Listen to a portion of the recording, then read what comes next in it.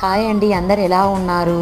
నేనైతే చాలా బాగున్నాను. మా పిల్లలకైతే స్నాక్స్ లాగా ఇవి బయట దొరికాయండి.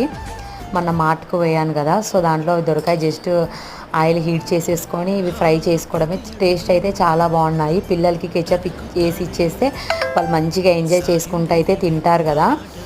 మా పిల్లలైతే ఈరోజు స్కూల్కి అయితే పోలేదు. మా పాపకి నిన్న నైట్ నుంచి ఫుల్ చెవుపోటు అయితే వచ్చేసింది. ఆ పిల్ల బాధ చూడలేక నాకైతే కంట్లో అయితే నీళ్ళు అయితే తిరిగాయండి. మన పిల్లలు చిన్న పిల్లలైనా పెద్ద పిల్లలైనా కన్న తల్లిదండ్రులకైతే చాలా బాధ అవుతుంటుంది.